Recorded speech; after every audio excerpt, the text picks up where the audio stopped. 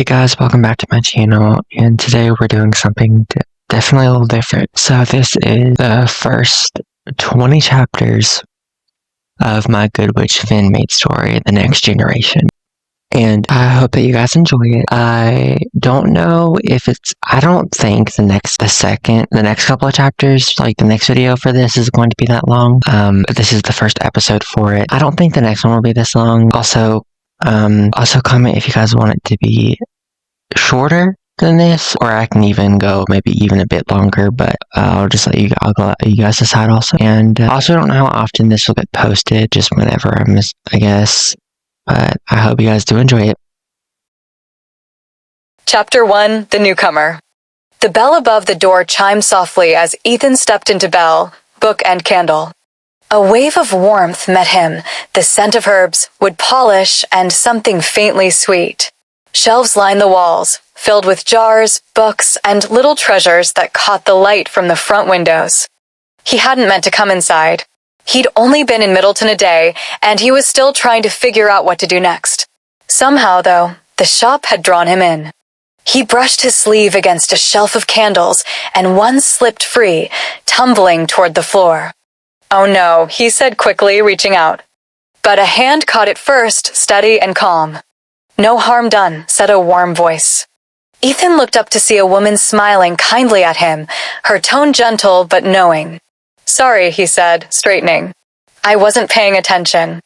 "It happens," she replied, setting the candle back on the shelf. "Sometimes things just have a way of finding the floor." He let out a nervous laugh. "Guess that's me too." "Maybe," she said with a faint smile. "I'm Cassie." "Ethan," he said. She nodded lightly. "You're new in town." "Just got here yesterday," he admitted. "Still figuring things out." Cassie's expression softened, a gentle understanding in her eyes. She sensed that he was young, traveling alone, and careful not to let anyone know too much about himself. Yet she didn't push. She only offered a quiet kindness. He shifted slightly, aware of her gaze, but not uncomfortable. Then she reached for a small candle near the counter and offered it to him. "Here," she said simply. "It's one of my favorites." He turned it over in his hands. "Thanks. You don't have to." "I know," she said. "But sometimes it's nice to start with a little light." Ethan smiled, a bit shyly this time. "Yeah, maybe it is." Cassie's smile deepened, calm and certain. "Welcome to Middleton, Ethan." For a moment, standing there in the soft glow of the shop, he almost felt like he'd come to the right place after all. Chapter 2, First Day at Middleton High. Ethan tightened the straps of his backpack as he walked up the steps to Middleton High. The autumn sun glinted off the brick walls, and a gentle breeze stirred the leaves that had already begun to turn golden and red.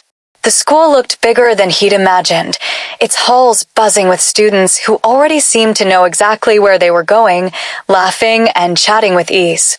For Ethan, every step felt heavy with both excitement and nerves.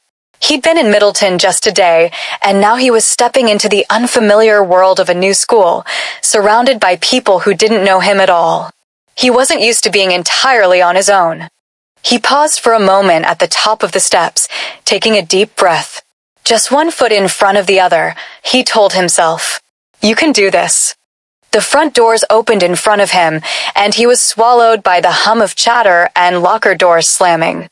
He glanced around, looking for the office to check in, when he almost collided with a girl carrying a stack of books. "Oh, sorry," she exclaimed, steadying the pile. "It's fine," Ethan said quickly, stepping back.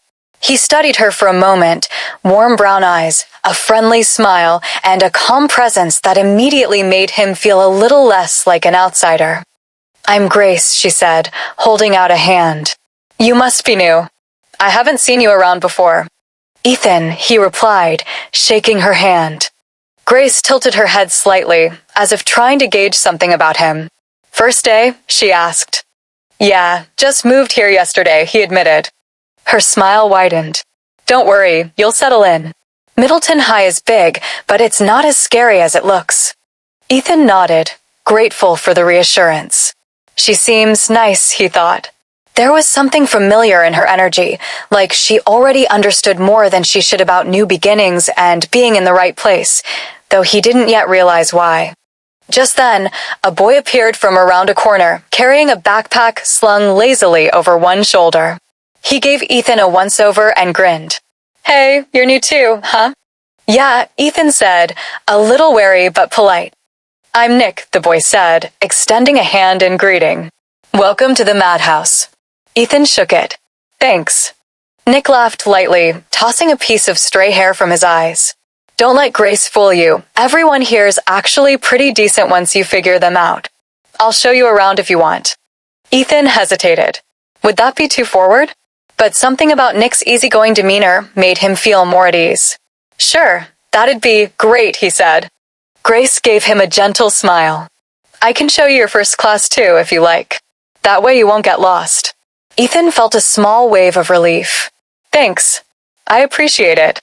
The three of them started walking down the hall together, the noise of lockers slamming and students chatting fading slightly behind them as Ethan focused on the conversation. Grace pointed out classrooms and the cafeteria, explaining small details with her warm, natural guidance, while Nick interjected with casual jokes that made Ethan laugh, easing the tension in his shoulders. Despite the friendly introductions, Ethan couldn't shake the quiet awareness that had followed him since he arrived in Middleton, a soft sense of energy, almost like tiny threads connecting people and places in ways he didn't fully understand. He noticed when a student near the lockers seemed anxious, and another laughing a little too hard, and he felt it as clearly as if the emotions were his own. "Why do I feel all this?" he wondered. It was strange and unfamiliar, but not unpleasant, more like a whisper urging him to pay attention. "So, you've only been here a day, and you already noticed things no one else seems to," Grace said softly, as if reading his thoughts. Ethan blinked at her, startled. I guess," he said, unsure how to explain it. "I just notice things." Grace smiled knowingly. "You'll get used to it. Sometimes it's a gift. Other times, well, it can be overwhelming until you learn how to manage it." Ethan nodded slowly, keeping the thought to himself. Gift? The word felt heavy but intriguing.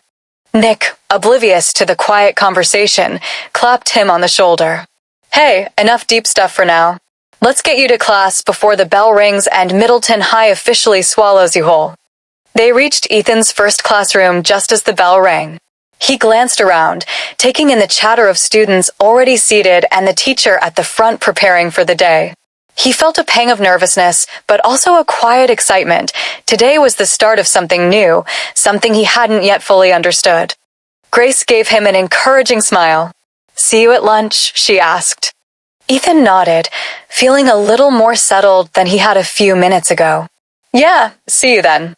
Nick leaned toward him conspiratorially as they walked to their seats. "Don't worry, Ethan. You'll fit right in. Just be yourself. That's all anyone really wants." Ethan gave a small smile, taking his seat by the window. He couldn't explain why, but a little spark of hope flickered inside him. Maybe, just maybe, Middleton was the place where he belonged, even if he didn't yet know why. As the teacher began the lesson, Ethan looked out the window at the town beyond, leaves fluttering gently in the breeze, and allowed himself the smallest sigh of relief. He was here. This was his new beginning in more ways than he could yet understand. And though he didn't know it yet, some part of him already felt that Middleton had been waiting for him all along. Chapter 3: The Bistro Encounter. The afternoon sun hung low over Middleton, casting a warm, golden glow across the town as school let out and students spilled into the streets. Ethan pushed open the door to the bistro, the gentle jingle of the bell announcing his entrance. The warm smell of coffee and baked goods greeted him, a welcome comfort after the whirlwind of his first day at Middleton High. He scanned the small cafe, noting the soft hum of conversation, the clink of cups against saucers, and the rich aroma that wrapped around him like a familiar blanket. Behind the counter, Stephanie, the owner of the bistro, looked up and gave him a friendly smile. "Afternoon. What can I get for you?" Stephanie asked. Just a coffee, please." "Black," Ethan replied, his voice quiet, careful. Grace, standing a little behind him, was waiting her turn at the counter, scanning the menu. Ethan stepped aside, letting her order first. "Coming right up," Stephanie said, nodding at both of them as she prepared the drinks. Ethan took a deep breath, enjoying the brief pause to himself. He liked quiet moments like these. They gave him space to breathe and think, away from the noise of school and the uncertainty of being new. As he waited, his eyes roamed over the cafe. The walls were adorned with warm paintings and small decorative touches, and the soft afternoon light streamed through the windows. Everything had a cozy, welcoming rhythm, the perfect place to slow down and gather his thoughts. When their drinks were ready, Ethan carried his cup toward a small table by the window, Grace following with her own order in hand. He wasn't looking where he was going, his thoughts were still tangled with the energy he'd felt at school, and bumped into someone. "Oh, sorry," he said quickly, glancing up. The man he'd bumped into was in a police uniform, upright and professional, yet his expression softened at Ethan's apology. "It's fine," he said calmly. "No harm done." Ethan blinked, and for a split second, something inside him whispered, a certainty he couldn't name. "You're Brandon, right?" The thought felt sudden, almost like it had been waiting for him. "Yes," the man said, raising an eyebrow at the quiet pause. "Do I know you?" Ethan hesitated, his mind racing. He didn't understand why he knew the name, why the recognition felt immediate. He shook his head slowly. Not really. I'm new. I think I know you somehow," he said cautiously, careful not to sound strange. Brandon studied him for a moment, then gave a polite nod. "Well, welcome to Middleton then. I'm Brandon. Brandon Russell." Ethan's gaze lingered on him, feeling that same odd pull. Something's going to happen with him. I can feel it. The sensation was subtle, almost like a breeze brushing against his mind, but it made him alert in a way he couldn't ignore. "Thanks," Ethan said, still holding his coffee. He stepped around Brandon and found a seat by the window, Grace joining him with her own drink. The two of them settled in, the sunlight warming their table as a quiet lull enveloped the bistro. Ethan took a slow sip of his coffee, letting the warmth spread through him. He could hear the faint hum of conversation, the gentle clatter of cups, and the soft laughter of a pair of friends at the next table. Everything felt calm, safe, yet tinged with that subtle sense that the ordinary could shift at any moment. Grace set her drink down and smiled. "I'm glad we came here. It's nice to slow down a little after school, isn't it?" Ethan nodded, glancing at her. "Yeah, it's peaceful." He paused, noticing the subtle details, the way Stephanie moved behind the counter with ease, the soft flicker of light reflecting in the windows, even the way the afternoon sun caught a few stray dust particles like tiny sparks dancing in the air. "It all feels alive," he thought quietly. Grace followed his gaze, a knowing look on her face. "You notice a lot, don't you?" she said softly. Ethan blinked, startled. I guess. I just notice things." He didn't fully understand why, but it had always been part of him, a quiet awareness he hadn't yet learned to name. Grace smiled warmly and returned to her drink. Ethan felt a strange comfort in her presence, like being quietly seen without needing to explain anything. Out of the corner of his eye, he noticed Brandon at the counter, nodding politely to Stephanie as he picked up something.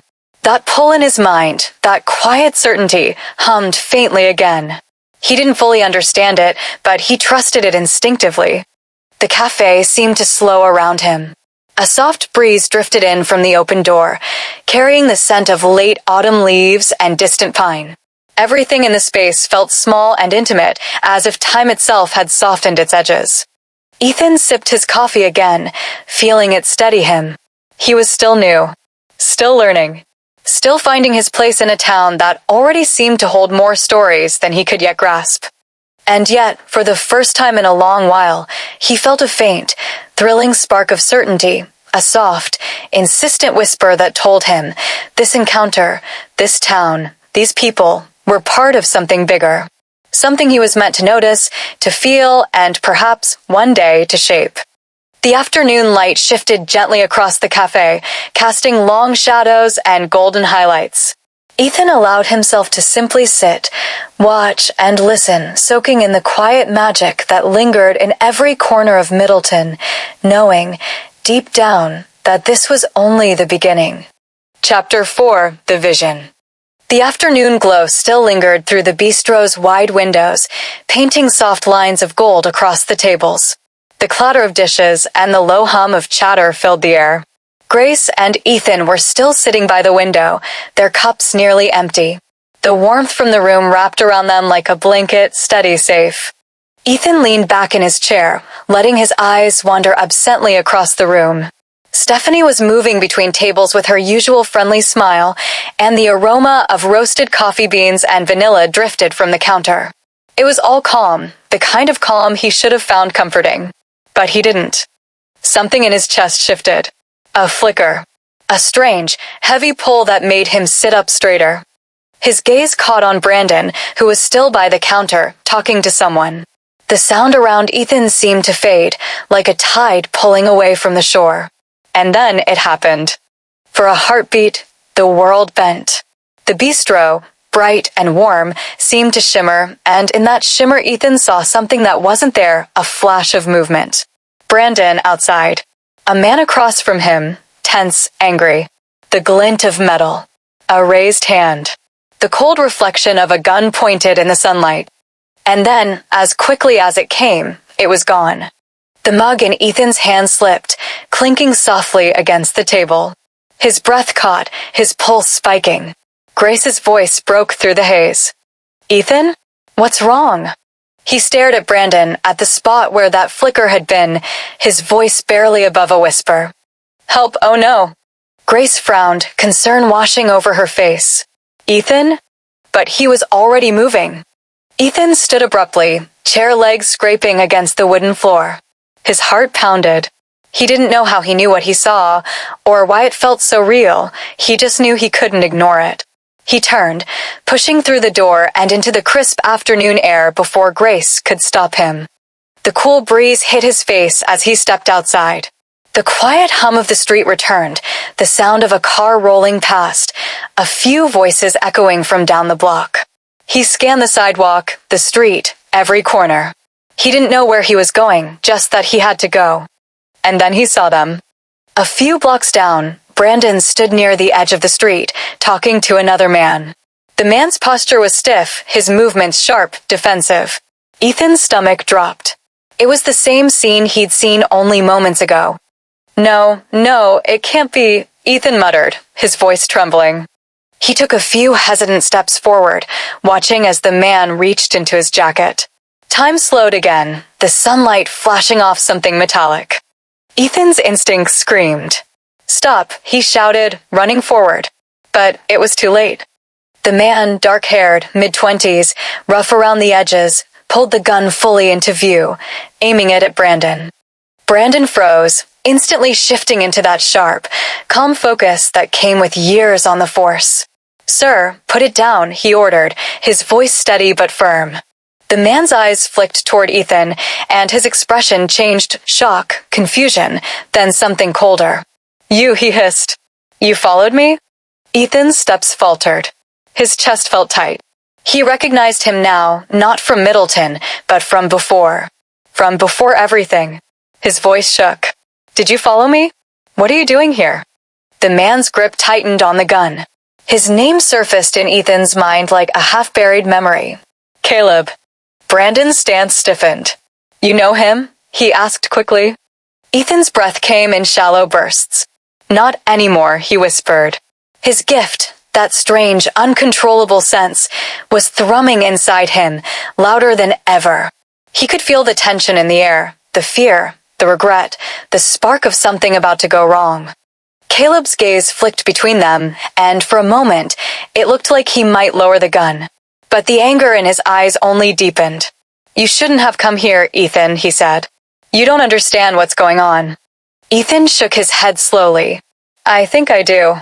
Brandon took a cautious step forward, hand hovering near his holster. "Put the weapon down, Caleb. Nobody needs to get hurt." The street felt frozen in time, the air thick, heavy with tension. Ethan could hear his own heartbeat in his ears. He took a small step closer, ignoring Brandon's warning glance. "Please," Ethan said quietly, voice steady despite the fear curling in his stomach. "You don't have to do this." Caleb's arm trembled. For a split second, his eyes flickered, conflict breaking through the anger. Then, just as suddenly, he turned and bolted down the street, disappearing around the corner. Brandon exhaled, lowering his stance. "You okay, kid?" he asked, voice calm but tight. Ethan nodded, though his mind was still racing. Yeah, I'm fine." But he wasn't. His hands shook as he looked in the direction Caleb had gone. The image of the gun, of Brandon standing in that same position he'd seen in his vision, was burned into his mind. He knew it wasn't over, that whatever had just happened was only the beginning of something much bigger. Brandon placed a reassuring hand on his shoulder. "You should head home. I'll handle this." Ethan nodded again, but said nothing. As Brandon walked off toward his car, Ethan turned back toward the bistro. Through the window, Grace was watching, worry written across her face. He gave her a faint nod, as if to say I'm okay, though neither of them truly believed it. The air was still, the sun dipping lower as the light softened into amber. Ethan stood there for a long moment, feeling the weight of everything, the vision, the voice inside him, the truth he couldn't ignore. Something inside him whispered again, soft but certain, this is only the start. And in the quiet of Middleton streets, the world seemed to hold its breath. Chapter 5: Secrets in the Shadows. The last sliver of daylight had faded from the streets of Middleton by the time Grace and Ethan made their way back to Grey House. The town was quiet now, the kind of calm that only came in the early evening, when the street lamps began to glow and the air carried the faint scent of rain on brick. Grace walked beside him, still shaken from what had happened outside the bistro. Ethan hadn't said much since they left. His eyes were distant, focused, but somewhere far away. When they reached the familiar front porch, the light from inside spilled through the window panes in a soft golden hue. Cassie opened the door before they could even knock, a gentle, knowing smile already on her face. "You're home later than usual," she said kindly. "Yeah," Grace replied, glancing briefly at Ethan. "It's been kind of a weird afternoon." Cassie's eyes flicked between them, as though she could read the story in the silence that hung there. "I'm sure it has," she said quietly, her tone warm but edged with understanding. Ethan stepped forward slightly, his voice uncertain. "Cassie, do you happen to have a computer?" "Just for a bit. I need to check on something." Cassie studied him for a moment, that quiet, perceptive look she always had, then nodded. "In the study. It's on the desk by the window. But don't stay up too late, all right?" He gave a faint smile. "I won't." Grace hesitated. "You want me to stay with you?" Ethan shook his head gently. "It's fine. I just need to look something up." She didn't push, but her eyes lingered, curious and worried. Then she went upstairs, leaving Ethan alone as Cassie moved back toward the kitchen, the soft sound of teacups clinking faintly behind her. Ethan crossed into the study. The room was cozy, shelves lined with old books, the soft tick of a clock, a lamp casting a warm glow across the desk. The computer sat waiting, humming quietly. He slipped a flash drive from his pocket, a small, silver one, smooth from years of use. For a moment, he just stared at it, thumb tracing the faint scratch on its surface. Then he plugged it in. The screen blinked to life. A small password box appeared. Ethan leaned forward and typed quickly, his fingers moving with practiced ease. "Access granted." In an instant, the screen filled with data. Rows of windows opened, traffic camera feeds from cities across the state, archived news clippings, old case files, even encrypted messages. A dizzying amount of information poured across the monitor, things no ordinary person should ever be able to access. Ethan's heart raced, but his hands stayed steady. Come on, he muttered, eyes scanning the data until he stopped on a file name. Caleb Marin. The name glowed faintly on the screen, and Ethan clicked it open. Images appeared, security footage stills, timestamps, partial police records. He leaned closer, reading every detail. Last sighting near Chicago, he murmured to himself. 2 months ago. He opened another tab, cross-referencing the data, watching a stream of traffic cameras light up on the screen. His reflection wavered faintly in the glow, the focused intensity in his eyes sharp against the quiet calm of the study. Cassie appeared quietly in the doorway, her presence almost unnoticed. "You've been busy," she said softly. Ethan jumped slightly, spinning in his chair. "Oh, sorry. I didn't mean to." She raised a hand, smiling gently. "No need to apologize. It's just a lot of information for one night." Ethan hesitated, turning back toward the screen. "I just needed to find someone. It's important." Cassie took a few slow steps into the room, her gaze settling on the glow of the monitor, all the flickering lights and data moving across it. "You're very good with technology," she said thoughtfully. He gave a faint shrug. "It's kind of my thing, I guess. My parents taught me a lot before." His voice trailed off. Cassie's expression softened. "Before you came here," she finished gently. He nodded. "Yeah." For a long moment, the two stood in silence, the only sound the soft hum of the computer and the ticking of the clock. Then Ethan clicked another file. This one was a map, dozens of blinking points scattered across cities, showing movement patterns, routes, fragments of data that even Cassie couldn't fully make sense of. But Ethan could. His eyes darted across the screen, following something only he seemed to see. Finally, he exhaled, the air leaving his chest in a slow, steady stream. "He's not far," he said quietly. Cassie tilted her head. "Who?" Ethan hesitated, then met her eyes. "Caleb Marin, the guy from earlier. He knew me." Cassie's voice was calm, even. "And you knew him?" Ethan didn't answer. His gaze dropped to the keyboard. "I thought I left all of that behind. But he found me again." Cassie moved closer, her tone soft but certain. "Sometimes the past doesn't come back to hurt us, it comes to remind us of who we're meant to be." He gave a faint, tired smile. "Maybe, but right now, I just need to know what he's planning." Cassie's eyes lingered on the screen one last time, all that secret data, all those shadows Ethan was trying to understand. "Just be careful where you look," she said quietly. "Sometimes the truth finds you faster than you find it." Ethan turned back toward the monitor, her words sinking into the quiet of the room. The glow from the screen flickered against his face, lighting the determination in his eyes.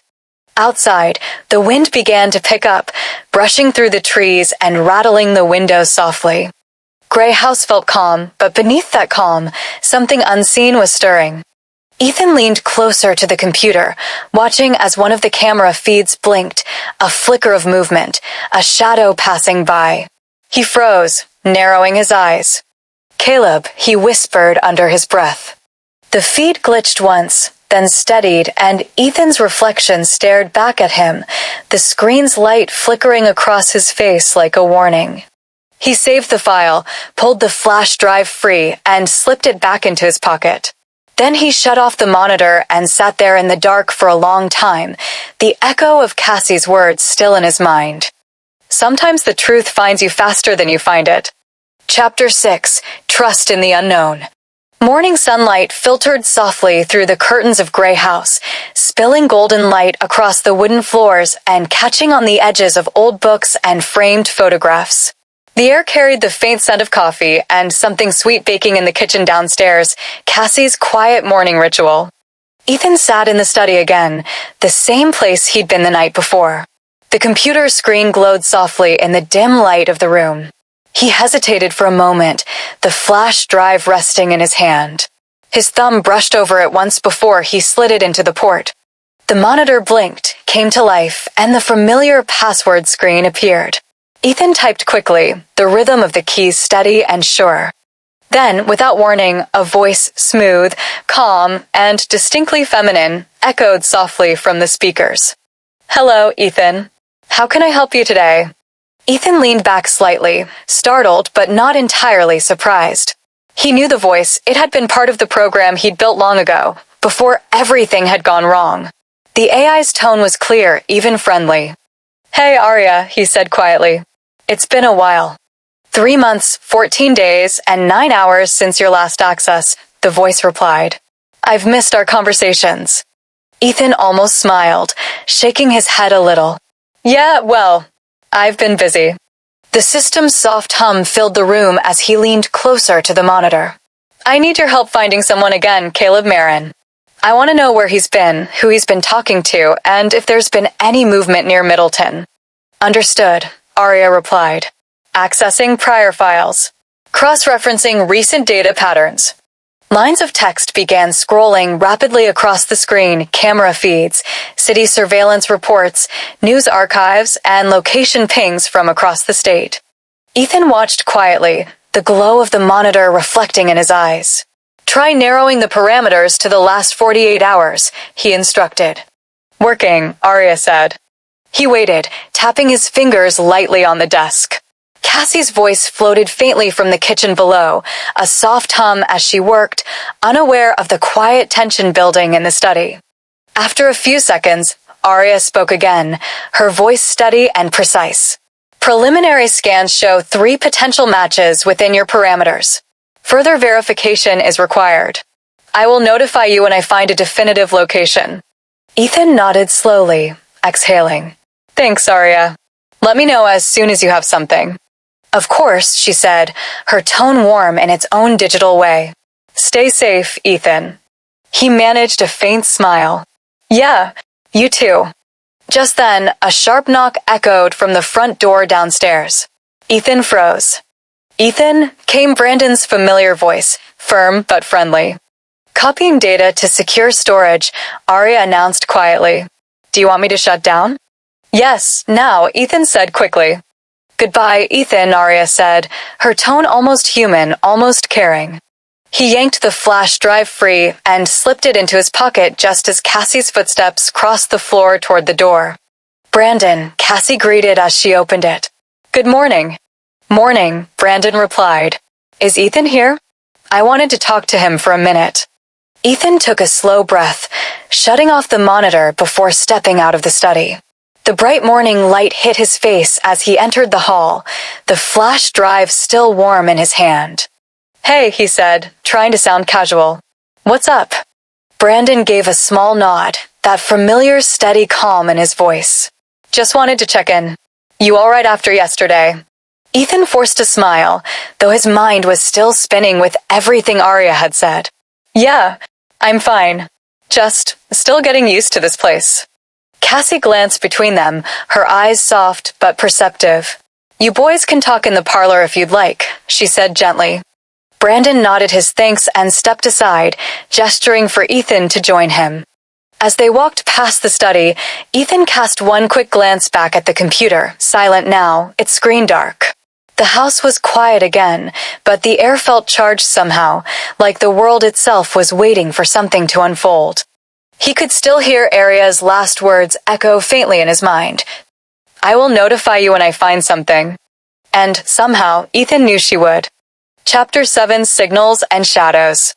The sun had climbed high over Middleton by the time Ethan sat back down in the gray house study. Late morning light streamed through the tall windows, casting long, golden stripes across the wooden floor. The quiet hum of the house, the soft ticking of the clock, and the faint aroma of Cassie's baking in the kitchen wrapped around him like a warm blanket. It should have been peaceful. It should have been normal. Instead, Ethan's stomach knotted with the tension of the day before. The image of Caleb, gun raised at Brandon, flickered in his mind, unbidden. Even now, sitting in the quiet study, the hair on the back of his neck prickled. His gift, subtle and uncanny, whispered to him again, something was about to happen. He reached into his pocket, feeling the familiar, cool metal of the flash drive. Arya, always ready, always waiting. Sliding it into the computer port, he entered the password quickly, letting his fingers fly over the keys with practiced ease. The monitor blinked, hummed, and then a soft, female voice filled the room. Hello, Ethan. How can I assist you today? Hey, Arya, Ethan said quietly, leaning back just slightly, trying to mask the tension in his voice. I need you to start looking for Caleb Marin. Anything you can find, try to stall or gather information without raising alarms. Understood, Arya replied, her tone calm and almost soothing. Processing request. Scanning available data streams. Just then, a knock sounded on the front door, sharp and deliberate. Ethan's heart jumped. Ethan? Brandon's voice called through the house. Firm. Familiar. Calm. Ethan straightened in his chair, trying to look casual. Coming, he said, glancing toward the door.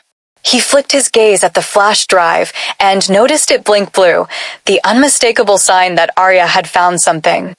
He took a slow breath, moving to keep his actions subtle. Give me a second, he murmured, quietly unplugging the drive and sliding it into the computer's USB port. The screen flickered to life, and the familiar cascade of data appeared almost instantly. Traffic camera feeds from multiple cities, partial security footage, time-stamped logs, scattered records, every piece of information anyone should never have access to, all scrolling across the screen. The depth of it made even Ethan's chest tighten, and he had the sense that Brandon might notice if he looked too closely. Brandon stepped into the study, his eyes narrowing slightly as he observed Ethan. That's a lot of information, he said carefully.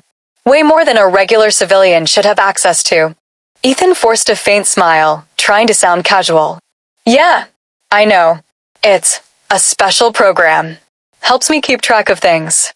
The monitor blinked again, and Arya's voice cut through smoothly.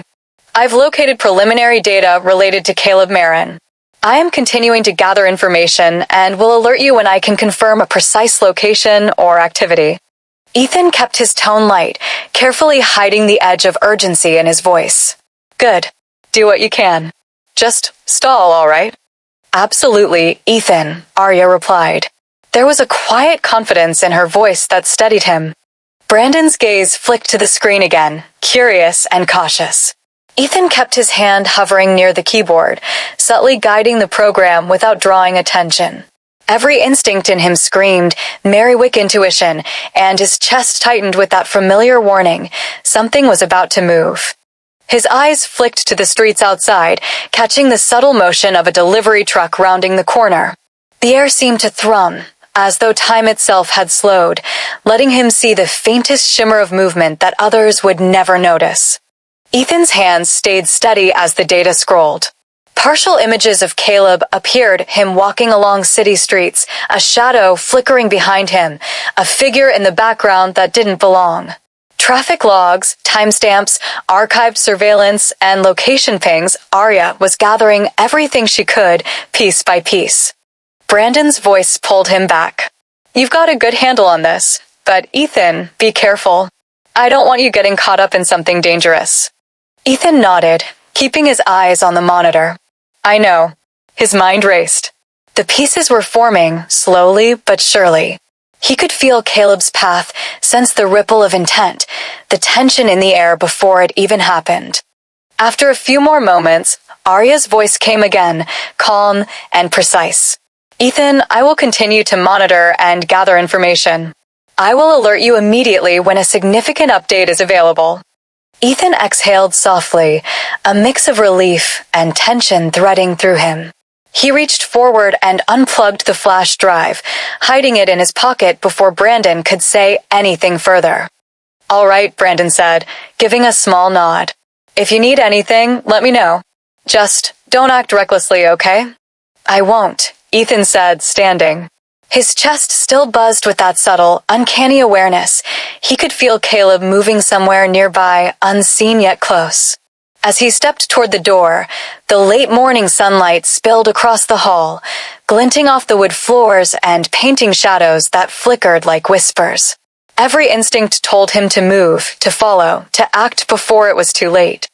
Outside, the streets of Middleton seemed calm and quiet, but Ethan could sense the pulse beneath it, the unseen patterns and the dangerous game Caleb was playing. His hand brushed the flash drive in his pocket. He didn't need it right now. He had something stronger, intuition, foresight, and Arya silently working in the background. And so, stepping out into the bright morning air, Ethan set off. Every step carried the weight of what he had seen, felt, and known, and the certainty that the threads of fate were slowly, inexorably weaving toward a confrontation he couldn't ignore. The streets were still. The light danced across the sidewalks.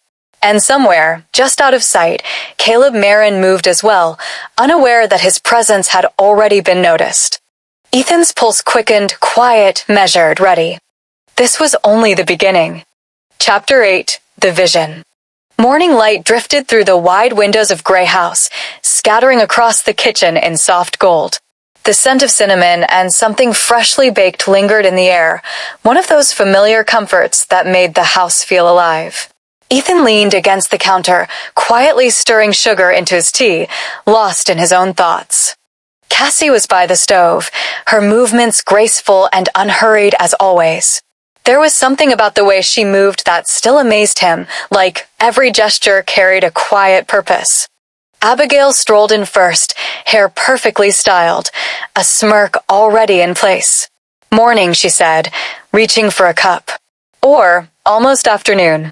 Sam followed a moment later, loosening the tie around his neck and smiling at the sight of everyone. Hey, Cass. Smells amazing in here. Blueberry muffins, Cassie replied warmly. Help yourself. George was already sitting at the table with a newspaper folded beside his plate, glancing up now and then with a content grin. You'd think after all these years, I'd get tired of your baking, Cassie, he said, chuckling. But somehow, it just keeps getting better. Cassie smiled, then turned toward Ethan. Have you seen Grace this morning? Ethan blinked, lowering his cup. Grace. She mentioned she might run to the bistro after school yesterday, Abigail said, sipping her coffee. But she's usually back by now. Cassie frowned slightly, though her tone remained calm. She didn't text me. That's unlike her. Ethan's heart gave a sudden, uneasy thump. Something in Cassie's voice tugged at that strange, familiar place inside him, the one that stirred whenever something was about to happen. He took a slow breath, but the edges of the kitchen were already starting to blur. His vision darkened, sound folding inward until all he could hear was the soft echo of his own heartbeat. And then, he saw it. Grace, standing near the bistro patio, the afternoon light spilling across her hair. Caleb was there too, his expression cold, a flash of something desperate in his eyes. A gun raised, pointed not at Ethan this time, but straight at Grace. The image hit him hard. Ethan gasped, stumbling back a step, one hand gripping the counter. The vision flickered away, but the afterimage, the feeling, clung to him like a cold wind. He was breathing harder than he wanted to, trying to ground himself in the sound of the kitchen again. The warmth of Cassie's voice pulled him back. Ethan, she asked softly, her eyes filled with quiet concern. Are you all right? He nodded quickly, swallowing. Yeah, I'm fine. Just dizzy for a second. Cassie didn't press. She didn't need to. There was something in her gaze that said she already knew there was more beneath the surface. Abigail glanced over the rim of her cup. You sure? You look like you just saw a ghost. He tried to smile, but it faltered. No ghost, he said quietly. Just something I need to check.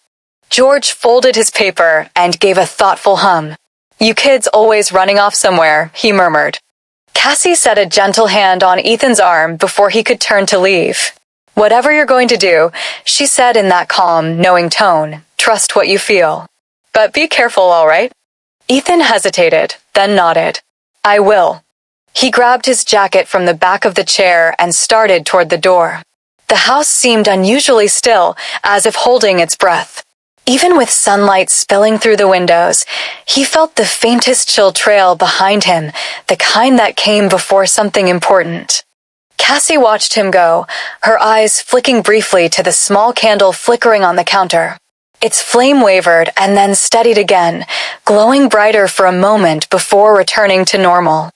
Ethan stepped outside into the cool air, his thoughts already spinning. He didn't know exactly where Grace was, but he knew the feeling in his chest, that pull that told him he didn't have much time. He exhaled, steadying himself, and whispered under his breath, Hang on, Grace. Then he started walking, every step carrying him closer to the vision he'd seen and to whatever waited beyond it. Chapter 9. Drawn to Grace. The autumn air had that kind of stillness that only came before something significant, when even the wind seemed to hesitate. Ethan walked briskly down the quiet streets of Middleton, his black sleeves brushing against his sides, the hum of energy in his chest guiding him more than any logic. He didn't know where he was going exactly, but every step felt right, like he was being drawn. By the time he reached the edge of town, the faint sound of traffic and voices faded behind him. The world narrowed to the gravel path, the sound of his heartbeat, and the feeling that quiet, almost magnetic pull somewhere ahead. Grace, he murmured under his breath. Somewhere in the distance, a faint voice carried through the trees. He couldn't make out the words, but it was enough. He broke into a run. Through the thin stretch of woods behind the bistro, Ethan spotted movement, 2 figures standing near the old bridge. One of them was Grace, her voice calm but edged with fear. The other was Caleb. Ethan slowed his steps as he approached. Caleb's shoulders were tense, his expression conflicted, the same lost anger Ethan had seen in that flash earlier. Grace had her hands slightly raised, trying to talk him down. "Caleb," she said softly, "you don't have to do this. Whatever's going on. You don't understand." Caleb snapped, stepping back a little. "None of you do." Ethan froze at the edge of the clearing, heart pounding. The vision replayed in his mind, Caleb raising the gun. But now, here, it hadn't happened yet. Maybe it didn't have to. He stepped forward slowly, hands out in front of him. "Caleb," he said quietly. Caleb's head jerked up. "You," his voice faltered. "Yeah," Ethan said, trying to keep his tone steady. "It's me." Caleb's eyes were wild, filled with something between panic and exhaustion. "You followed me?" Ethan shook his head. "No. I found you." Grace's eyes flicked to Ethan, relief breaking through her fear. "Ethan." He gave her a small nod before turning back to Caleb. "You don't want to hurt anyone." "I know that." Caleb's hand twitched at his side, and for a moment, Ethan swore he saw the future flash again, a shadow of the gun being raised, a sound that hadn't happened yet. His breath caught, but then he forced himself to focus on the now. "Just breathe," Ethan said quietly. "You can stop this." Caleb looked at him for a long moment, then, slowly, his shoulders dropped. The tension that hung thick in the air began to ease. Grace exhaled shakily. "It's okay, Caleb. You're okay." For a second, everything went quiet, just the 3 of them standing in the soft light breaking through the trees. Then, from behind them, the distant sound of footsteps echoed, familiar, steady ones. Brandon. He appeared at the edge of the trail, hand instinctively on his holster, but eyes calm when he saw the scene. "Everyone all right here?" Ethan nodded slightly, stepping aside. "Yeah, we're fine." Brandon looked between the 3 of them, then at Caleb. "Let's take a walk, all right?" Caleb hesitated, then nodded. He followed Brandon down the path, shoulders slumped, leaving Ethan and Grace standing in the fading afternoon light. Grace finally turned to him, her expression soft. "How did you even know where to find us?" Ethan hesitated for a moment, then said quietly, "Just a feeling." She smiled faintly, though her eyes still glistened from the shock. "You sound just like Mom." Ethan gave a small laugh, trying to brush it off, but the words stayed with him. Back at Grey House, Cassie stood near the window, her gaze distant, as if watching something far away. Abigail leaned in the doorway, arms crossed. "He found her," Cassie said softly. Abigail smirked a little. "Of course he did. He's one of us, isn't he?" Cassie didn't answer, just smiled knowingly. The candle beside her flickered once, brighter than before. Outside, the first chill of evening crept into the air as Ethan and Grace walked back toward town. He didn't say anything, but he could still feel the echo of that invisible thread, the one that had guided him straight to her. Whatever it wasn't gone. And deep down, he had a feeling it was only the beginning. Chapter 10. Decisions of the Heart. Brandon's car rolled to a gentle stop in front of Grey House. Ethan slid open the door first, stepping onto the gravel with careful, quiet steps. Grace followed, her hand brushing lightly against his arm, while Caleb lingered a moment, shoulders tight, eyes downcast, before Brandon gave him a reassuring nod. Ethan could feel the weight Caleb carried, the grief, the anger, the fear. He didn't need words to understand. Sometimes, knowing was enough. The air had that soft autumn chill that carried promise and reflection in equal measure. They walked up the driveway together, the muted crunch of gravel beneath their shoes blending with the distant sound of leaves rustling in the wind. Gray House loomed ahead, welcoming and steady, as though it had known all along this moment would arrive. Inside, the warmth of the house enveloped them. The scent of candles and wood polish mingled with faint remnants of lunch still simmering in the kitchen. Cassie stood by the window, her eyes following the three of them silently. Abigail leaned against the doorway, arms crossed, giving Ethan a knowing smile that didn't need explanation. Brandon's presence added a subtle tension, a reminder of the rules and responsibilities of the world outside. He stood near the foyer, watching Caleb closely, yet giving space for the young man to gather himself. Ethan's eyes flicked toward Caleb. The boy looked barely older than him, only 18, but his pain was palpable, the kind of pain that didn't just come from anger or fear, but from loss. Ethan's chest tightened. He knew grief. He knew what it was to carry a hole where someone should have been. "Come on," Brandon said quietly, guiding Caleb further inside. "Let's get you somewhere safe to sit." Ethan followed at a respectful distance, his mind already sifting through the moment, analyzing and weighing the decision. He could feel the pull of what needed to happen. Caleb wasn't evil. He was hurting, scared, misdirected. Letting him face punishment now wouldn't heal anything. What Caleb needed wasn't jail. It was understanding, a chance to step back, and someone who saw him. Grace glanced at Ethan, sensing the thoughts passing behind his calm expression. "You know he's not bad, right?" she asked softly. Ethan nodded. "I know. He's scared. He's hurting. And right now, that's all I need to see." They reached the sitting room. Caleb sank into one of the armchairs, still tense but slightly less rigid. Brandon stood a moment longer, watching Ethan, as if trying to gauge whether he approved of what had just unfolded.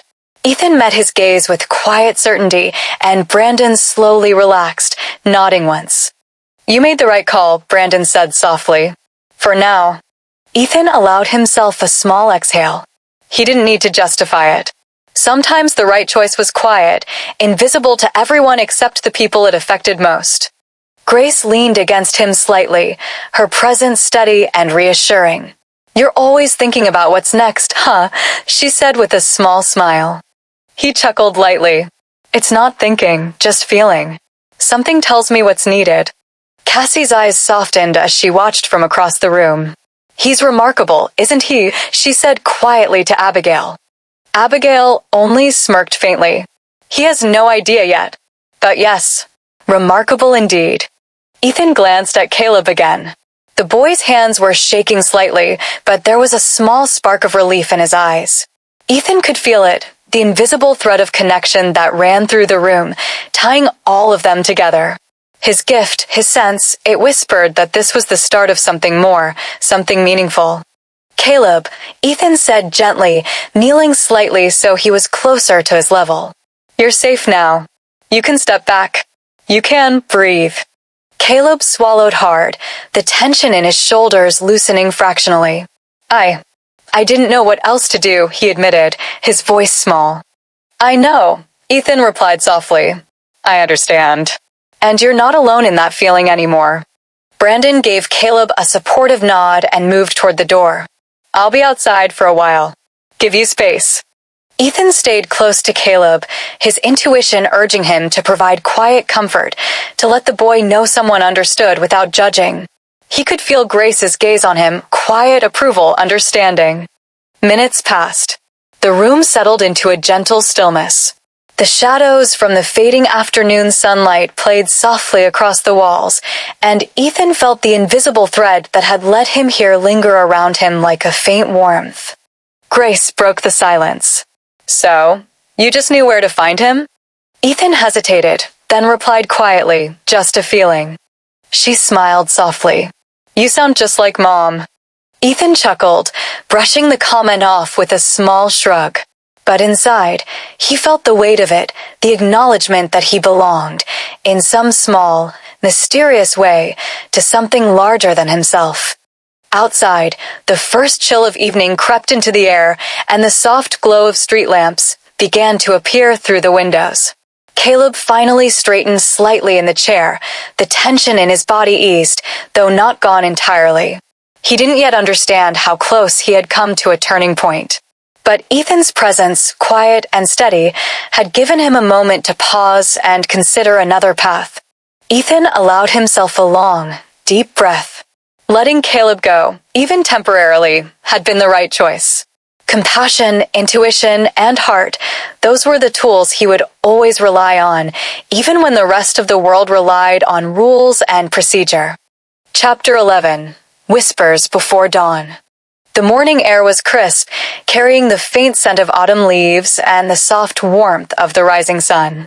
Ethan fell into step beside Grace as they walked toward Middleton High, the rhythm of their steps quiet but steady.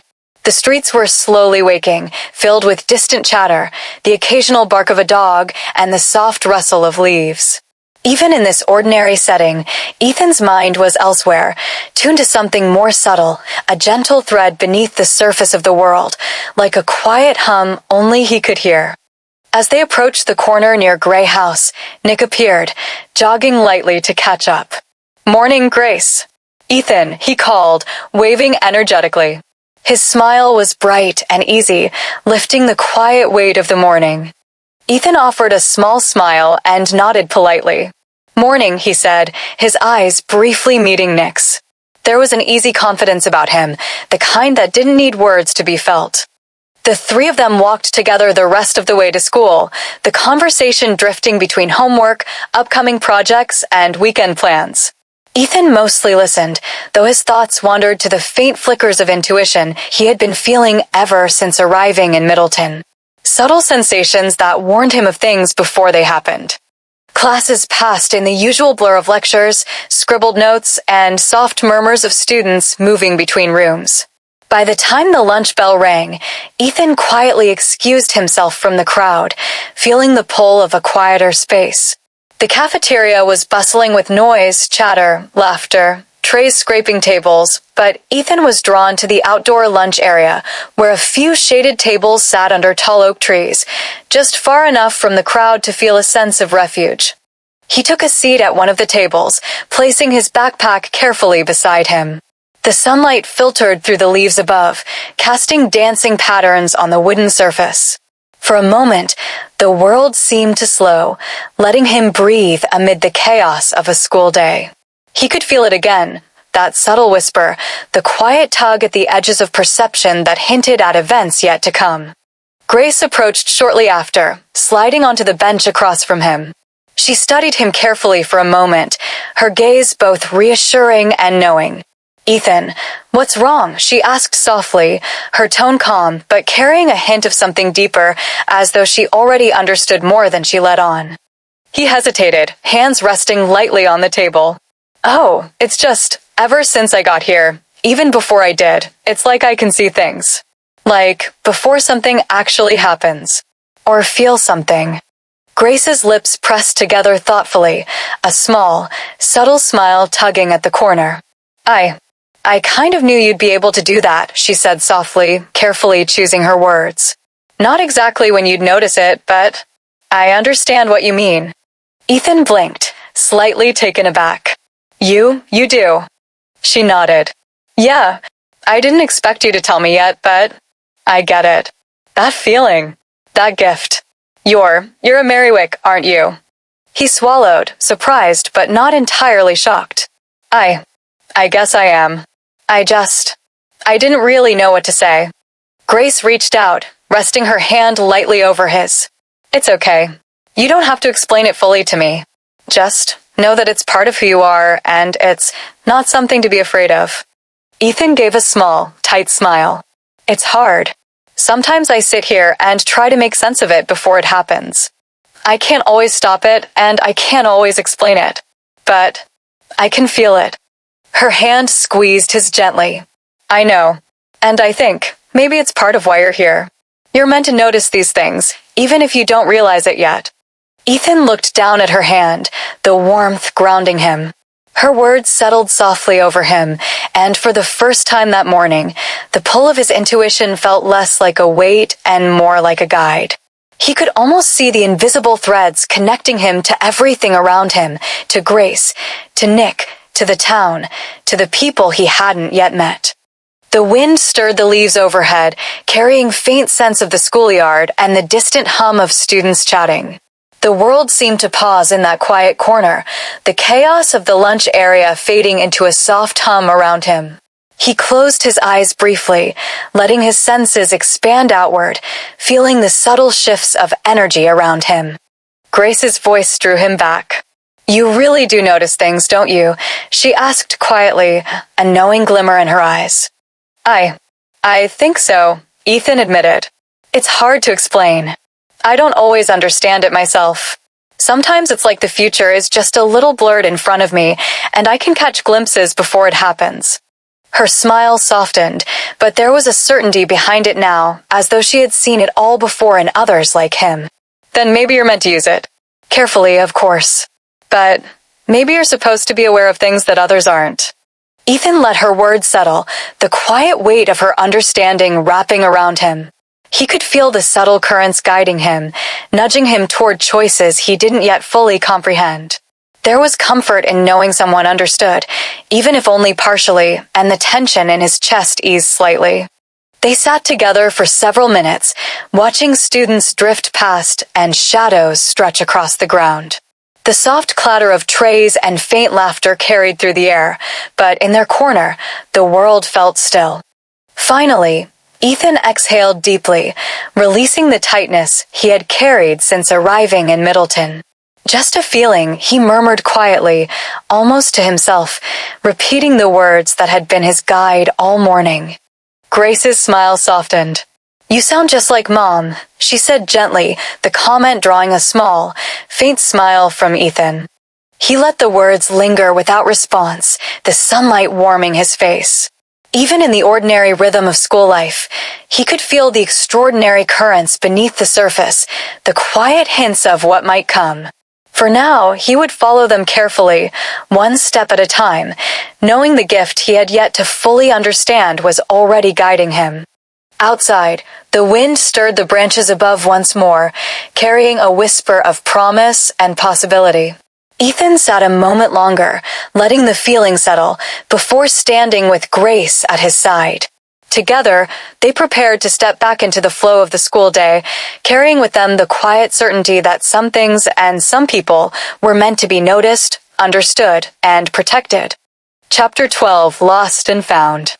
The school day faded into soft gold and long shadows. The bell rang, echoing through the halls like a sigh of relief, and students spilled into the corridors, laughter and footsteps blending together in that familiar after-school rush. Outside, the late afternoon sun draped Middleton in warmth, the kind that made everything seem a little slower, a little calmer. Grace and Ethan walked side by side down the quiet sidewalk leading toward Gray House. The trees whispered above them, and the faint hum of distant traffic blended with the soft crunch of gravel under their shoes. The air smelled faintly of lilacs. Cassie had been planting near the gate again, and for a moment, everything felt steady. Grace had been talking about one of her school projects, but Ethan's mind was somewhere else. The last few days had been different. Since he'd arrived in Middleton, life had somehow fallen into a rhythm, but underneath it, there was a current he couldn't quite explain.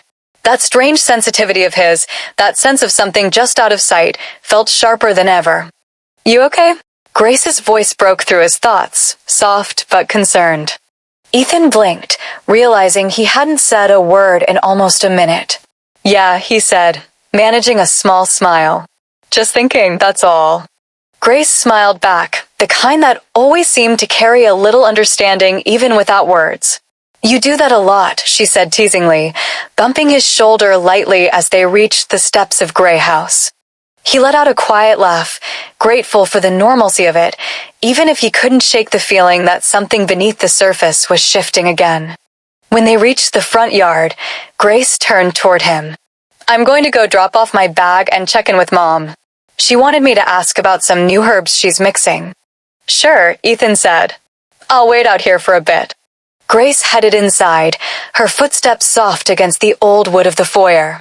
Ethan set his backpack down near the front path, absent-mindedly adjusting the straps. That's when he felt a subtle shift, a small weight slipping free. The black lanyard of his ID badge had slid out of the unzipped side pocket and landed on the sidewalk with a soft clink, sunlight glinting off the laminated surface. Ethan Calloway, medical intern, St. Christopher's Medical Center. His picture stared back, slightly younger than he was now, calm but professional. He didn't notice it. He had already stepped toward the door to go inside. Nick Radford, walking home a few doors down, spotted the badge on the sidewalk just as he passed Gray House. He bent down, curiosity sparking, and picked it up. "Ethan Calloway," he murmured, squinting at the printed name. Then his eyes flicked to the photo. "Wait, this is Ethan?" He read the smaller print beneath the name. "Medical intern?" A surprised laugh slipped out. "You've got to be kidding me." Nick adjusted his backpack and walked up the path, giving the door a polite knock. Ethan had just turned to step inside when he heard the knock. Frowning slightly, he opened the door to find Nick standing there, holding out the black lanyard with the badge. "Lose something?" Nick asked, smirking a little. Ethan blinked in surprise, taking the badge from him. "Oh yeah, thanks. Must have fallen out of my bag." Nick studied it for a moment, curiosity evident in his gaze. "You know," he said, leaning against the doorframe, eyes narrowing slightly in thoughtful amusement, "you're kind of full of surprises, Ethan. First this whole nurse in training thing. What else don't I know about you?" Ethan gave a small, modest shrug. "Guess I forgot to mention it." Nick chuckled. "You? Forget something? That's new." "Well, I'm full of surprises, remember?" Ethan said, his voice warming again. They both laughed lightly. For a brief moment, the tension that usually followed Ethan around seemed to lift. Nick stepped back from the door, still smiling. "See you tomorrow?" "Yeah," Ethan said. "See you." As Nick walked down the path, Ethan watched him go. The badge in his hand felt heavier than it should have, more than just a piece of plastic. It carried his name, his past, and the quiet weight of responsibility he always carried with him. Ethan looked down at the sidewalk for a moment, where the badge had been lying unnoticed before Nick retrieved it. Then he placed it carefully back in his backpack, zipping it securely. Upstairs, Grace's voice floated down faintly from her room. The world above him seemed ordinary again, yet beneath it, the subtle current of energy, the pull he always felt, hummed quietly. He walked to the front window, watching the street as the last light of day faded into evening. His reflection stared back faintly, calm yet observant. Even in the quiet, he could feel it, the awareness of things unseen, always stirring just out of reach. For now, though, the moment held its stillness. The badge was safe, the air was calm, and the house wrapped around him in its familiar, protective quiet. And yet, somewhere beyond the ordinary, the feeling lingered, a whisper that this was only the beginning. Chapter 13, A Delicate Heart. The late afternoon sunlight filtered softly through the curtains of Gray House, casting a warm, golden glow across the living room. Shadows stretched lazily across the floorboards, as if the house itself were settling into the quiet rhythm of the day. Ethan sat on the couch, shoulders relaxed yet alert, the hum of the neighborhood outside faint but comforting. A gentle breeze carried the scent of flowers from Cassie's garden, mingling with the faint hum of distant traffic and the occasional bird call. He had just finished reviewing his notes for the day when a soft knock at the door drew him from his thoughts. Standing, he smoothed the sleeves of his plain black shirt and walked over. When he opened the door, a familiar face met him. Recognition sparked immediately. Mrs. Whitmore, one of his previous patients and someone he had helped care for before. "Good afternoon, Mrs. Whitmore," Ethan greeted warmly, stepping aside. It's good to see you again. What brings you here? Her eyes softened slightly at the sight of him, though worry still lingered in her expression. Ethan, I'd like you to help, she said quickly, almost pleading. It's Arnold. It's his heart again. Ethan's gaze softened, and he motioned for her to step inside. Mrs. Whitmore, I'm glad you came to me, and I'll do everything I can to help. But I should be upfront. I'm not Arnold's assigned nurse or doctor, so there are limits to what I can do in this capacity. Her lips pressed together, a mix of relief and determination crossing her face. I know. I don't usually trust many doctors or nurses. I've learned the hard way that not everyone is careful or attentive. But I trust you. You've helped us before, and I feel like I know you'll do your best. Ethan nodded. I understand. And I want to help, but I also need to know who Arnold's doctor is so we can coordinate properly. Can you tell me? Dr. Collins, she replied, her voice steady despite the worry. He's the one Arnold sees regularly, but today I felt I couldn't wait. Ethan's expression softened further, empathy and resolve shining in his eyes. I understand completely. Look, why don't we go down to the hospital, and I'll see what I can do. I'll check in with Dr. Collins and make sure Arnold is taken care of safely. Mrs. Whitmore exhaled, a mixture of relief and lingering tension crossing her face. Thank you, Ethan. Truly. She hesitated a moment, then added, You've always been someone Arnold responds to, and someone I trust. Ethan nodded gently. I know, and I'll honor that trust. Let's move quickly so we can be there with him. Every minute counts. She gave a quiet nod, and together, they stepped outside. The sun had begun its slow descent, casting long shadows across the street and bathing the neighborhood in soft, amber light. The air carried the faint scent of cut grass and blooming flowers, and Ethan could almost feel the subtle currents of tension and anticipation, the quiet hum of something just beneath the surface. As they approached her car, Ethan's mind was already working. He cataloged what he knew about Arnold's condition from previous visits, the timing of his episodes, how his heart reacted under stress, subtle cues he might have noticed, but hadn't fully shared with Mrs. Whitmore yet. Every step, every breath mattered, and Ethan moved with a careful grace, aware of the stakes without letting it show. Mrs. Whitmore watched him with a mixture of gratitude and concern. You don't know how much it means to me that you came, she said softly. Ethan smiled faintly. I do. And we'll make sure Arnold is safe. Let's get him to the hospital quickly so I can coordinate with Dr. Collins. That way, I can do everything I'm able to within the limits I have. The driveway glowed under the late afternoon sun, and for a moment, the world seemed suspended, quiet, warm, and deceptively calm. But Ethan felt the pulse of potential danger in the air, the subtle cues only he seemed to notice. Every heartbeat, every rustle of leaves, every flicker of shadow was significant. They moved carefully to the car. Ethan opened the door for Mrs. Whitmore, who settled in with a deep breath, her eyes reflecting trust and lingering fear. Thank you for taking this seriously, she said. I don't usually ask anyone to intervene, but I knew I could ask you. You made the right choice, Ethan said. I'll do everything I can. Let's go. As they drove toward the hospital, the sun dipped lower, turning the sky a pale gold. Ethan's mind ran through possibilities, contingencies, and the subtle signs he could read from Arnold's condition. He felt the quiet hum of awareness that had become part of him, that sensitivity which often allowed him to perceive things before they happened. Even in this ordinary moment, driving through familiar streets, passing the quiet houses and the occasional passerby, there was an undercurrent of potential danger. Ethan's heart beat steadily, calm on the surface, but vigilant beneath. He had the responsibility to act quickly, to observe closely, and to be present in every detail. Almost there, he said softly to Mrs. Whitmore, We'll get him checked immediately. You did the right thing by bringing him here.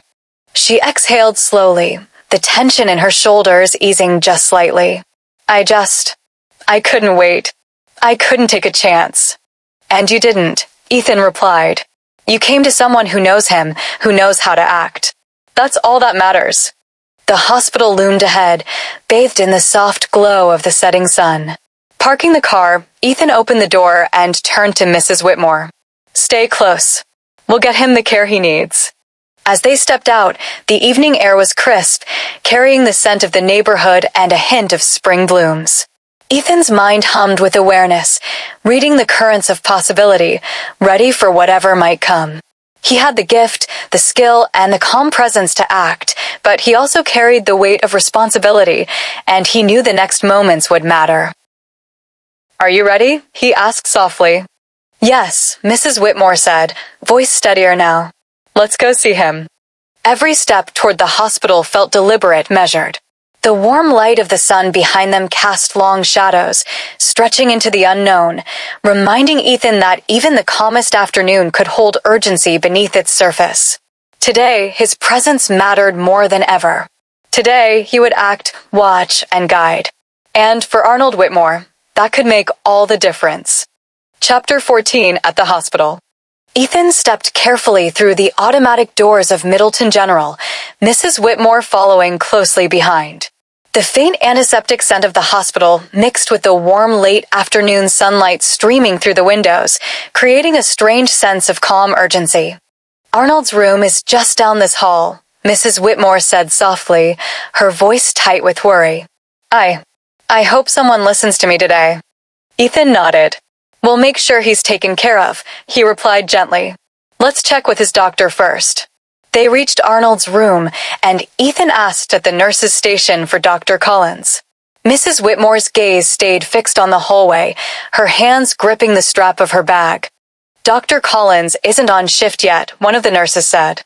Ethan had expected that. "But you can speak to Arnold's assigned nurse." He nodded politely, suppressing any immediate judgment.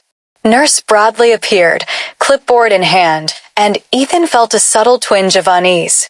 Bradley was tall, confident in a self-assured, slightly abrasive way, the kind of person who assumed they knew best. "Hi, I'm Ethan," he said respectfully, keeping his tone calm and neutral. "I've worked with Arnold before. I just wanted to check in on him and make sure everything's stable until Dr. Collins gets here." Nurse Bradley's eyes narrowed slightly. "You? I don't think that's really necessary. I've got this covered." His tone wasn't overtly rude, but there was an edge, dismissive and subtly condescending. Mrs. Whitmore bristled immediately. I don't like that nurse. He doesn't understand Arnold well," she muttered under her breath, her voice tight with restrained frustration. Ethan held his tongue, keeping calm. He noticed everything, how Nurse Bradley moved around Arnold's room, the clipped tone when speaking to him, the lack of gentle attentiveness. Subtle things a hand too quick on the bed rail, a hurried check of the monitor, a lack of personal familiarity with Arnold. "Everything okay, Ethan?" Mrs. Whitmore asked softly, her eyes flicking between him and the nurse. "Everything is fine," Ethan said, though his gaze never left Nurse Bradley. He could feel the tension in the room, the energy between patient, nurse, and visitor, and it made him quietly vigilant. Bradley, noticing Ethan's watchfulness, tilted his head slightly. "I'll be frank, I don't see why you're here. Arnold's comfortable, his vitals are normal, and Dr. Collins will be in shortly. I don't need anyone hovering."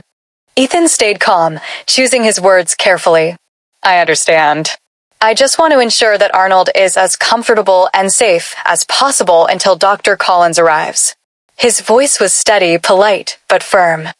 Mrs. Whitmore stepped closer, placing a hand on Ethan's arm. He just doesn't know Arnold. He's good with patients, but Arnold isn't someone you can treat like everyone else. You understand him better." Bradley's mouth tightened, but before he could respond, the sound of the door opening announced Dr. Collins' arrival. His presence immediately shifted the energy in the room. Warm, professional, and approachable, Dr. Collins smiled gently at Ethan and Mrs. Whitmore. "Hello, everyone," he said kindly, scanning the room. "I hear there's been some concern about Arnold?" "Yes," Mrs. Whitmore said, her voice firm now. "Nurse Bradley. I don't feel he understands Arnold properly. I'd like Ethan to be the one monitoring him, at least until you get settled in." Dr. Collins regarded her thoughtfully, then turned to Ethan. Is that all right? We can make that adjustment. If Arnold and the nurse aren't a good fit, I can assign someone else. It's important he's comfortable. Ethan nodded respectfully. Thank you, Dr. Collins. I'll do my best to ensure he's stable and comfortable until you arrive. Mrs. Whitmore's relief was palpable. I can't explain it, but I know he's safe with you, she said softly. Ethan glanced at Arnold, who was resting quietly, unaware of the tension that had just passed. Nurse Bradley, meanwhile, tried to maintain a neutral expression, but the subtle irritation in his eyes was clear. Ethan ignored it, keeping focus on Arnold's well-being. Let's start with a quick check of his vitals and comfort, Ethan said, moving with quiet efficiency. Nurse Bradley stepped back reluctantly, leaving Ethan the space to attend to Arnold. Mrs. Whitmore watched closely, her hand lightly resting on the edge of Arnold's bed. Thank you, she whispered again. I just want him safe. Ethan's gaze softened. I know. That's my priority too. The subtle energy of the room shifted, tension easing as Ethan began monitoring Arnold, checking pulse and respiration, noting every detail with quiet precision. He wasn't just observing the physical. He could sense the faint undercurrents, Arnold's unease, the residual tension from the earlier discomfort with Nurse Bradley, the way the room itself seemed to respond to Ethan's calm presence. Outside, the sun dipped lower, the late afternoon glow highlighting the hospital corridor beyond the windows. The world felt suspended, quiet, and deliberate, giving space for Ethan to focus on Arnold and the delicate balance of trust, care, and professional boundaries. Even with Nurse Bradley still in the room, Ethan held a calm authority, demonstrating quietly why Mrs. Whitmore had requested him. Every movement, every observation, every measured word reinforced the confidence she had placed in him. Everything looks stable for now, Ethan said softly after a few minutes, glancing at Mrs. Whitmore. I'll continue monitoring him, and Dr. Collins will review everything when he arrives. Arnold's in good hands. Mrs. Whitmore exhaled, her shoulders relaxing just slightly. Thank you, Ethan. Truly.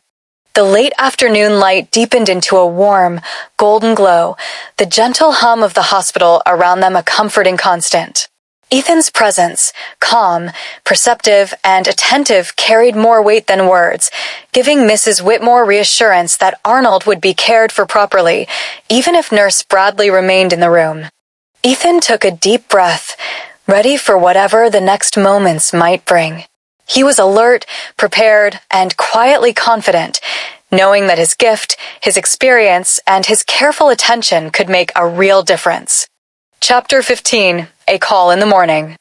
The night air outside Gray House was still, carrying the faint scent of late summer blooms and the soft hum of the neighborhood settling down. Inside, the house was quiet, save for the gentle ticking of the clock in the living room. Ethan stepped inside, closing the door softly behind him, and ran a hand through his brown hair. The long day at the hospital still weighed on him, but the familiar calm of Gray House offered a small reprieve. Cassie sat on the couch, a book in her hands, though she wasn't really reading. The warm lamplight framed her face, giving the room a cozy glow. She looked up as Ethan appeared in the doorway. Didn't think you'd still be up, Ethan said, his voice low but carrying a hint of tired amusement. Cassie smiled faintly. I didn't think you'd be back so late, she replied. I thought maybe you'd be resting at the hospital until morning. Ethan stepped fully into the room, setting his bag down and loosening the strap across his shoulder. I had to make sure everything with Arnold was stable. Mrs. Whitmore called a few times and I couldn't leave things to chance. Cassie's expression softened. You always put everyone else before yourself, don't you? He shrugged, sitting down beside her. I guess I do. I can't help it. And honestly, it helps me stay focused. His gaze drifted briefly to the window, the quiet street outside bathed in moonlight. It's a lot sometimes, but it's worth it. Seeing people safe, knowing I can help. Cassie nodded, her hands resting on her lap. You have a gift, Ethan. It's not just skill or knowledge. You notice things other people can't. You see what's coming, you feel it before it happens. It's rare. He offered her a small, humble smile. I don't always understand it myself. I just know that I have to pay attention. That's all I can do. They sat together for a while, letting the quiet of the night wrap around them. The house was peaceful, the kind of calm that made it easy to forget the tension and chaos of the outside world, even if only for a few moments. Eventually, Cassie glanced at the clock. You should try to get some rest. Tomorrow's going to come early, as always. Ethan nodded. Yeah, I will. Soon. He leaned back slightly, letting the silence stretch between them, comfortable and familiar. For a moment, the worries of the day faded, leaving only the quiet companionship of two people who understood responsibility, trust, and the weight of caring for others. The next morning arrived quickly. The first light of dawn crept across Middleton, painting the neighborhood in soft shades of gold and pink. By 8:25 a.m., Ethan was already walking down the familiar streets with Grace and Nick, their steps falling in rhythm together as they headed toward Middleton High. The morning air was crisp, carrying the faint scent of dew and the soft chatter of neighbors beginning their day. Birds called overhead, and the sun cast a warm glow across the sidewalks. Ethan walked between Grace and Nick, their conversation light, peppered with school chatter and jokes, but his mind remained partly elsewhere, alert, thinking, anticipating. Just as they approached the school gates, Ethan's phone vibrated sharply in his pocket. He pulled it out to see Mrs. Whitmore calling. His brow furrowed immediately. Hello, he answered quickly, stepping a little aside from the others. Ethan, Mrs. Whitmore's voice was tense but controlled. It's Arnold, his heart. I think it's happening again. I need you to get here as quickly as you can. Ethan's stomach tightened slightly, but he kept his voice calm. I'm on my way. I'll be there as fast as I can. He looked over at Grace and Nick, who both sensed the shift in his demeanor immediately. Grace gave him a questioning look, her hand brushing slightly against his arm. Can you just tell the teacher I'll be late? Ethan asked, urgency in his tone. It's important. Grace nodded quickly. Of course. Go. I'll handle it. Nick raised an eyebrow but didn't question it, trusting Ethan's judgment. Go. I'll cover if you need anything else. Without another word, Ethan broke into a brisk jog down the street, his black pants and plain long-sleeve shirt moving fluidly as he navigated familiar sidewalks. His mind was already analyzing the situation, Arnold's condition, what he might need to do when he arrives, the best way to coordinate with Dr. Collins once the shift started, everything in quick succession, every thought precise. Even as he ran, Ethan felt the faint pull of his gift, subtle and insistent. He sensed the current of tension from the hospital, the delicate balance of Arnold's condition, the energy of Mrs. Whitmore's worry. It sharpened his focus, made every step feel purposeful, every breath deliberate. By the time he reached his car, the sun had climbed higher in the sky, illuminating the streets with bright clarity. Ethan unlocked the door, slid inside, and started the engine, eyes fixed on the hospital ahead. His heartbeat was steady, controlled, but the undercurrent of urgency kept him alert. Grace's words from moments before echoed in his mind, a reminder of the trust others placed in him, of the responsibility he carried. And as the hospital loomed closer with every passing second, Ethan felt a renewed sense of determination. He would get there. He would help. He would be ready for whatever awaited. Chapter 16. Watching over Arnold. The hospital corridors were quiet but bright, the morning sun streaming through the large windows and casting long beams across the polished floors. Ethan stepped out of the elevator, blue scrubs crisp and neat, his badge catching the light as he walked with purpose. Each step was deliberate. He was ready for whatever Arnold's condition might demand. Mrs. Whitmore was already waiting outside the room, her expression tense.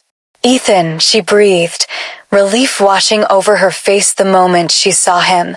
Thank goodness you're here. I'm here now, Ethan said calmly, offering her a reassuring nod. Let's see how Arnold is doing. Inside the room, Arnold lay in bed, eyes half open, breathing shallowly. Ethan quickly assessed the situation, noting the subtle irregularities in the rhythm of his heartbeat and the faint rise and fall in his chest.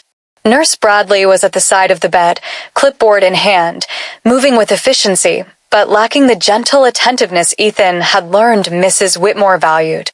"Good morning," Ethan said politely to Bradley, who gave him a curt nod in return. The tension between them was quiet but palpable, a lingering edge from past encounters. Ethan didn't rise to it. He simply focused on Arnold. Dr. Collins arrived shortly after, his presence calm and authoritative. "Morning, Ethan," he said warmly. "I hear Arnold's been giving some trouble?" "Yes," Ethan replied, gesturing to the monitor and to Arnold. "His vitals are stable for now, but there are subtle fluctuations in his pulse. I've noticed them before anyone else did, and I think we should monitor closely for the next hour to be safe." Dr. Collins nodded appreciatively. "Good observation. Let's work together. We'll get to the bottom of this." Ethan moved to Arnold's bedside, checking oxygen levels, adjusting the small monitor beside the bed, and making gentle suggestions about positioning. He could feel the faint currents of discomfort, Arnold's anxiety about his heart, the tension radiating from Mrs. Whitmore, even the subtle energy from Nurse Bradley, who was clearly uncomfortable with Ethan's presence. "Arnold," Ethan said softly, leaning closer to the bed. "How are you feeling right now?" Arnold blinked awake, managing a faint smile despite his discomfort. "Better. I feel better with you here, Ethan. I know it's silly, but I trust you." Ethan nodded, keeping his tone calm and reassuring. "Good. Just take it slow and follow the instructions Dr. Collins and I set. You're doing well so far." Arnold shifted slightly in the bed, letting out a small sigh. "Thanks for keeping an eye on me." "That's my job," Ethan replied, adjusting the blanket and checking the oxygen mask again. "We'll make sure everything stays stable before you go home." Mrs. Whitmore's hand rested lightly on Arnold's arm. I feel safer with you here," she murmured. "Bradley, I don't trust him as much. He doesn't know Arnold the way you do." Ethan gave her a reassuring smile, keeping his focus on Arnold. "He's stable, Mrs. Whitmore. We're keeping a close eye. Everything that needs attention is being monitored." Over the next hour, Ethan and Dr. Collins worked together to determine what was causing Arnold's recent heart irregularities. Tests were reviewed, vitals observed, and careful adjustments made. Ethan's keen perception caught details that others might overlook: a subtle hesitation in Arnold's breath, a slight irregularity in the monitor that, if left unattended, could have become dangerous.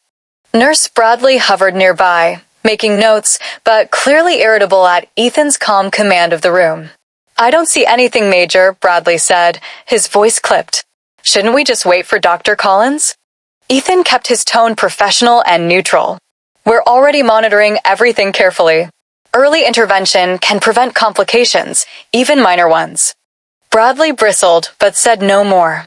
Ethan turned back to Arnold, checking his vitals again. His gift, subtle yet undeniable, allowed him to anticipate small complications before they occurred. Every micromovement, every slight variation in Arnold's vitals, every flicker of unease in Mrs. Whitmore's eyes was noted and accounted for. Finally, after careful observation, Dr. Collins smiled. "I think we've pinpointed the issue. Arnold's heart irregularities are minor and manageable with some adjustments at home. He's stable enough to go home today, provided Mrs. Whitmore follows these instructions carefully." Relief washed over the room. Mrs. Whitmore exhaled, her shoulders relaxing as she thanked both Dr. Collins and Ethan. "Thank you. I knew he'd be safe with you watching." Ethan nodded. "He's in good hands now. Just keep following the care plan and call me if anything changes." Nurse Bradley stepped back, muttering something under his breath about protocols and schedules, but Ethan ignored it. His focus was Arnold, who now rested comfortably, and Mrs. Whitmore, whose tension had eased. With the situation stabilized, Ethan gathered his things, exchanging a few more words with Dr. Collins about follow-up checks. "Thanks for your help," Ethan said sincerely. "I'll check in later tonight if anything comes up."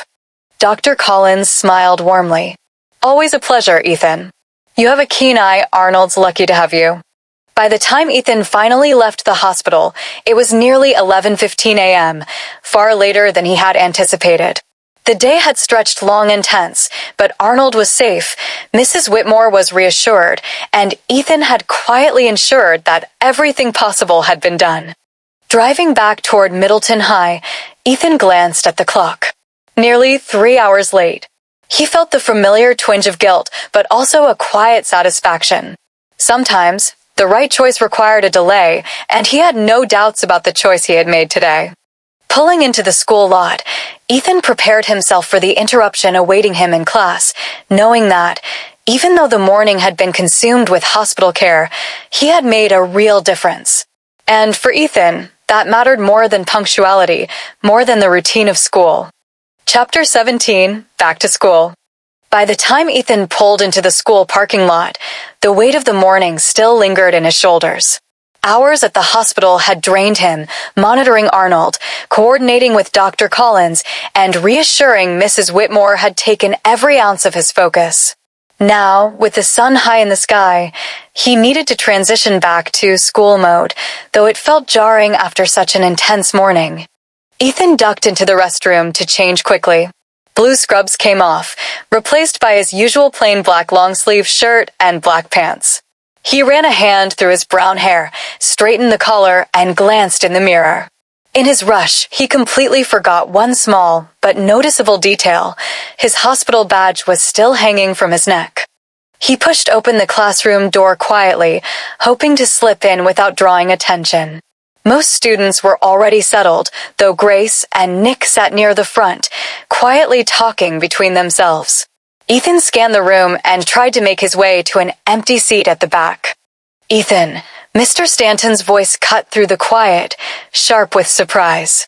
His eyes were on the badge swinging from Ethan's neck. Is that a hospital badge? Do you work at a hospital?" Ethan froze for a second. He could tell the teacher was skeptical, like he didn't quite believe Ethan. Yes, sir," Ethan said calmly, keeping his tone low. I'm just back from a shift." Mr. Stanton's brow furrowed, his lips pressing together. "Really?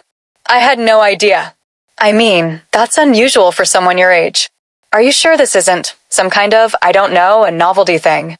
Ethan gave a small, subtle smile and reached up to unclasp the badge. "No, sir.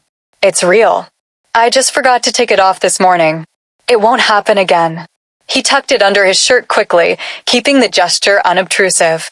The teacher's eyes lingered on him for a moment longer, still a bit unconvinced, but he didn't press further. Instead, he gave a slow, almost reluctant nod. "All right, just don't make a habit of walking into class like that, okay?" "Yes, sir," Ethan replied quietly, slipping into his seat at the back. His heart rate slowed, the brief tension passing. Grace leaned slightly toward him, whispering rough morning. Ethan murmured back, keeping his voice low. "You could say that." Arnold needed some extra attention today. He let it hang, careful not to give too many details, but enough for her to understand the seriousness of his morning. Nick glanced at Ethan too, his expression a mix of curiosity and understanding. "Sounds like you've had a busy day," he said quietly, leaning in so the teacher wouldn't hear. Ethan nodded subtly, settling into a seat. Around him, the classroom returned to its usual rhythm, students shuffling papers, the teacher moving between desks, but Ethan's mind remained partially on the morning. The hospital, Arnold's subtle heart irregularities, and Mrs. Whitmore's gratitude still lingered in his thoughts. By the time the class ended, Ethan had managed to navigate the small awkwardness of the badge and late arrival. Grace and Nick were waiting just outside, smiling as he walked toward them. "You really didn't have to bring the badge to class," Grace teased lightly. Ethan chuckled softly. "Yeah, definitely not my best idea today." Nick smirked. Hospital hero, forgetting the badge. Classic Ethan. The three of them walked down the hall together, the normal chatter of students around them contrasting sharply with the tension of Ethan's morning. Yet, even in the mundane routine of the school day, Ethan remained alert, tuned into subtle energies and small changes in his surroundings, an instinctive awareness he couldn't turn off, even for a moment. And though the school day had already started without him, Ethan felt a quiet satisfaction. He had helped someone in need, and that mattered more than the few awkward moments in a classroom. Chapter 18, Saturday morning. The morning sun streamed through the tall windows of Gray House, casting soft golden light across the kitchen. The quiet of the house was comforting, a stark contrast to the hectic rhythm of the week. Ethan's bare feet padded across the wooden floor as he descended the stairs, still shaking off the grogginess of sleep. Even at this hour, a subtle hum of intuition pulsed beneath his awareness, a feeling he couldn't quite name yet. Cassie stood at the stove, flipping pancakes with practiced ease. The smell of maple syrup and sizzling batter filled the room, making Ethan's stomach rumble despite the nagging tension he carried. Sam had wandered over from next door, greeting Cassie warmly as he helped himself to a plate. "Morning, Ethan," Cassie said, her voice calm and inviting as she moved around the kitchen. "Pancakes?" "Yeah, thanks," Ethan replied, sliding a plate from the counter and sitting down. He absently watched the steam rising from the pancakes, trying to ground himself. That lingering sense of unease from the week, the hospital, Arnold, Mrs. Whitmore, still clung to him. Just then, Grace, Abigail, and George arrived quietly, each carrying a plate or mug. Grace plopped down beside Sam, smiling at Ethan. "Morning," she said lightly. "Hope you didn't burn the place down before we got here." Ethan gave a small smile. "Not yet," he replied, the corner of his mouth twitching just slightly. Abigail leaned against the counter, stretching a hand toward the syrup. "I hope there's enough for everyone," she teased, her eyes twinkling. "Otherwise, it's a free-for-all." George, always a bit more quiet, grabbed a plate and nodded toward Ethan.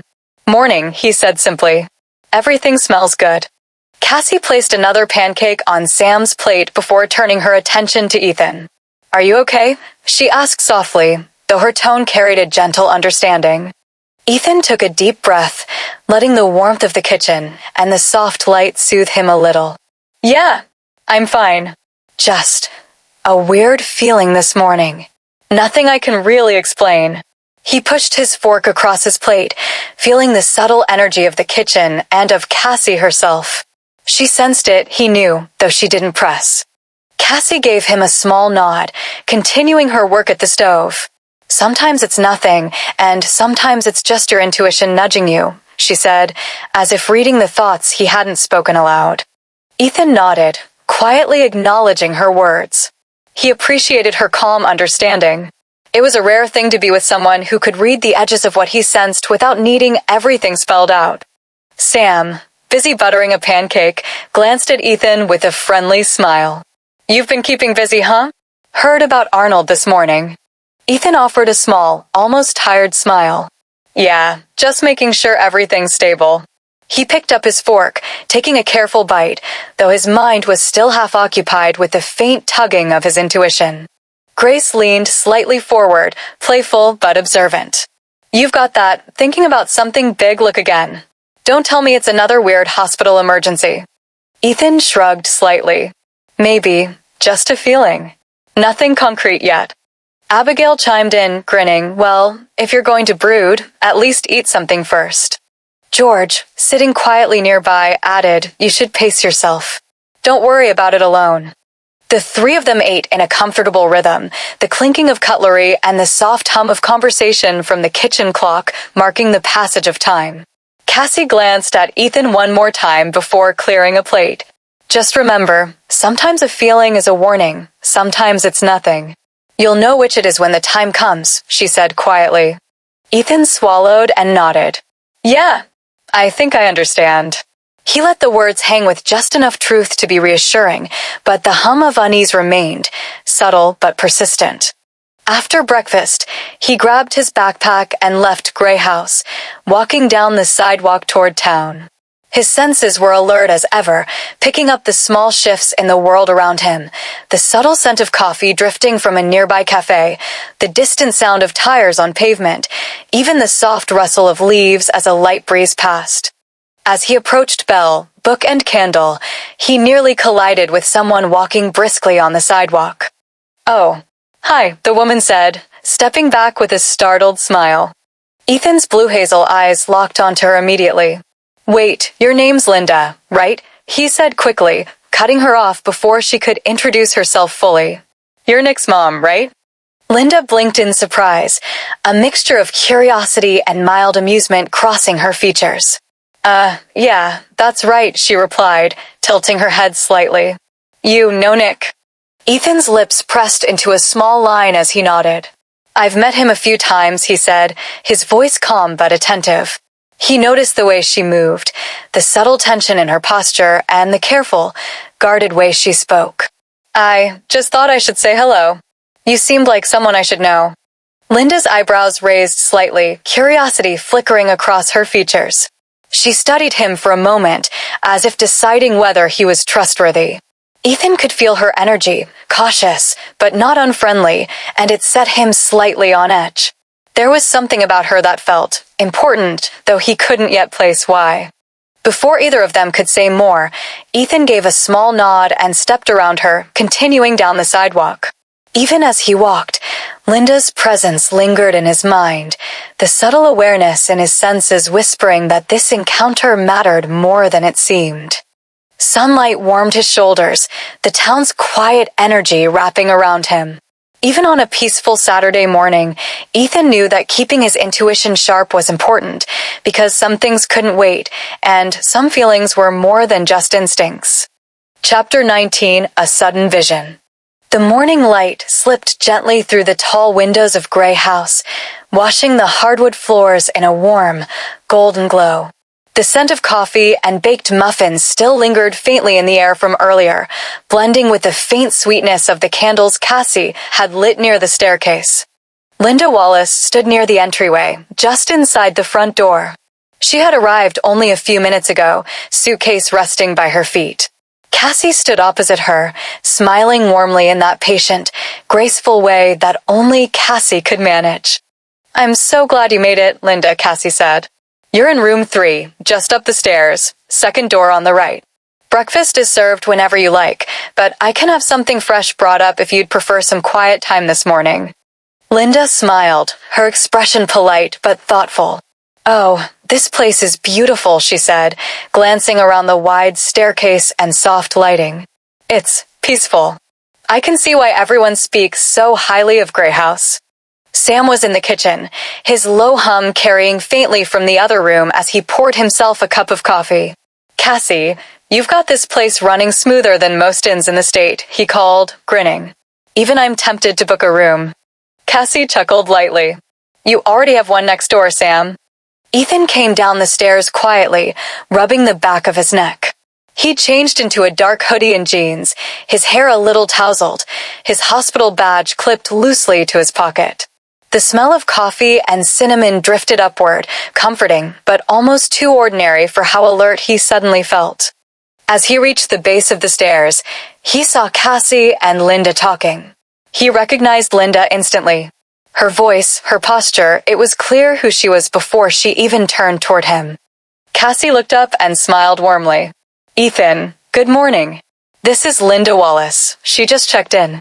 Ethan hesitated for half a second before nodding politely. "Hi," he said, his tone measured, cautious even. "We've met briefly before." Linda's eyebrows lifted slightly, surprise flickering across her face. "Yes, I thought you looked familiar," she replied, studying him for a moment. "You're the young man who knows my son, right?" "Nick." "Yeah," Ethan said softly. "That's right. Nick." Cassie glanced between them, a small knowing glint in her eyes. She could sense the faint current of something unspoken in the air. Ethan shifted slightly, feeling a quiet pressure build somewhere deep behind his eyes, that same intuitive static he'd come to recognize. It started subtle, like a flicker at the edge of vision. Then, suddenly, it hit him, quick, disorienting, and sharp. The room blurred for just a heartbeat.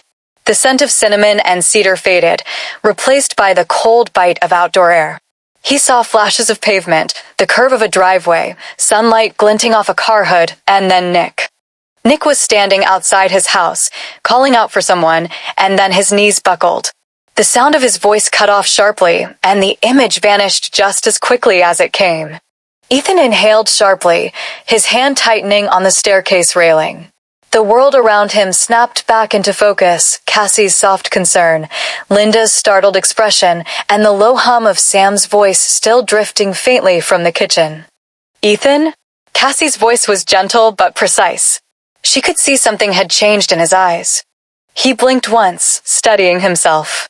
His chest tightened, not from fear exactly, but from that heavy pull of urgency he'd felt too many times before. He opened his mouth, but the words barely came out, just a whisper, low and breathless. "Nick." The name slipped out before he could stop it. Quiet, but enough for Cassie and Linda to hear. Linda's posture stiffened slightly. "Nick? What about him?" she asked, confusion flickering in her tone. Ethan blinked again, his expression hard to read, caught between instinct and uncertainty. "Nothing. He stopped himself, realizing his voice was too calm to match the rapid beat of his heart. "I just thought of something." Cassie studied him closely, her eyes soft yet sharp, full of quiet understanding. She'd seen that look before, the faraway stare that meant Ethan had seen something beyond the present moment. She didn't push, not here, not in front of a guest. But she knew. "Ethan," she said quietly, almost like a question wrapped in a name. He gave a small nod, barely perceptible. "I just need to step out for a second," he murmured. Without waiting for more questions, Ethan turned, heading toward the front door. Linda looked after him, frowning slightly, confusion tightening her features. "Is he all right?" she asked Cassie softly. Cassie smiled gently, her tone calm as ever. "He will be," she said. "He's just very intuitive." Sam emerged from the kitchen then, coffee mug in hand, catching the tail end of the tension. "Everything okay?" he asked, looking from Cassie to Linda to the door that had just closed behind Ethan. Cassie nodded faintly, her gaze lingering toward the window. "Just one of those moments," she said. Outside, Ethan walked briskly down the steps, the air crisp against his skin. His phone was already in his hand, his pulse hammering. He didn't know what he'd just seen, not exactly, but he knew enough to trust it. He needed to get to Nick. Chapter 20, The Second Flash. The sunlight had shifted across the floorboards of Grey House by the time Ethan opened his eyes again. A few quiet hours had passed since the morning rush, and the air inside was calm, still, holding that comforting weight of late afternoon peace. He sat on the edge of his bed for a long moment, his eyes unfocused on the window across the room. Outside, the neighborhood was still, except for Nick. Through the window, Ethan could see him across the street, shooting baskets in his driveway. The sound carried faintly even through the glass, the hollow thump of the basketball hitting pavement, the rhythmic swish of a net. Nick looked fine. Totally fine. Ethan let out a breath he hadn't realized he was holding. "See," he muttered quietly to himself. "He's okay."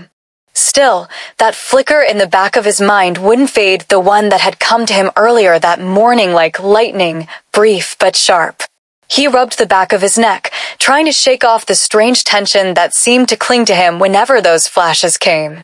He stood, stretched a little, and crossed the room, glancing again through the glass just to be sure. Nick laughed as he missed a shot, retrieving the ball with an easy grin. Ethan found himself smiling faintly. Maybe it really was nothing.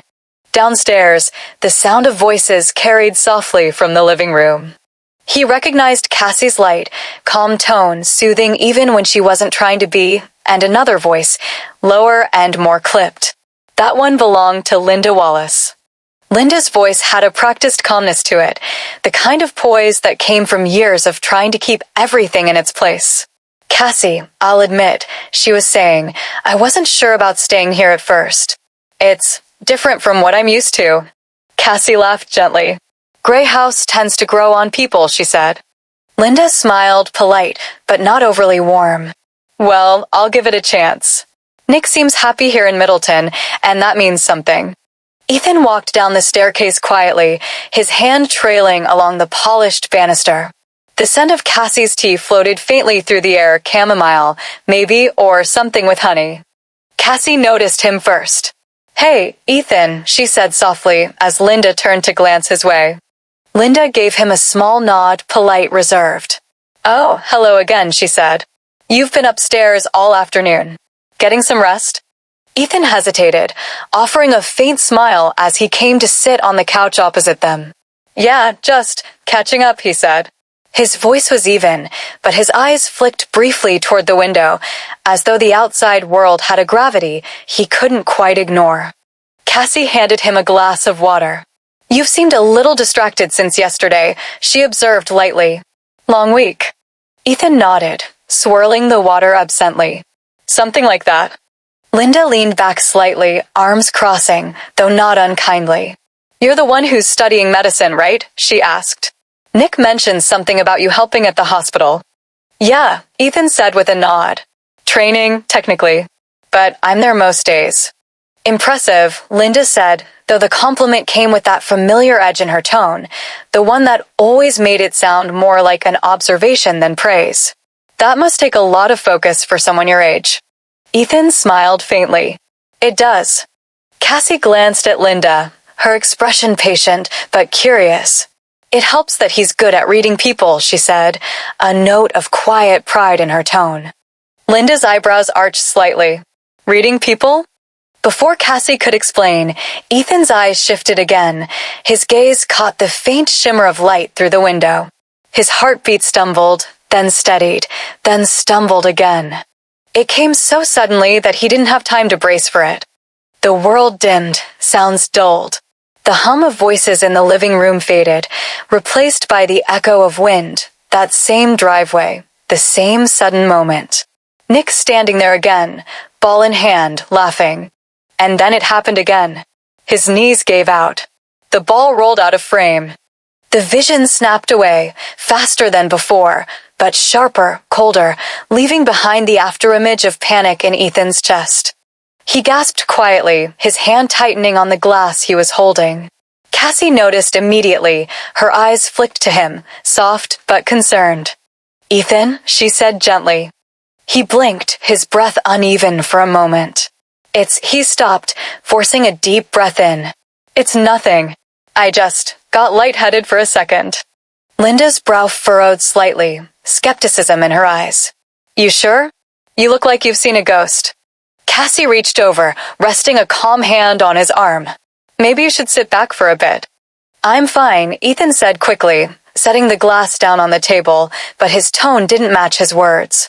His fingers trembled slightly before he folded them into his lap. He looked again toward the window, the sunlight now dimming as the day leaned toward evening. Nick was no longer in sight. The basketball sat still on the driveway, unmoving. A chill ran through Ethan's chest. Something wasn't right. "Cassie," he said softly, not looking away from the window.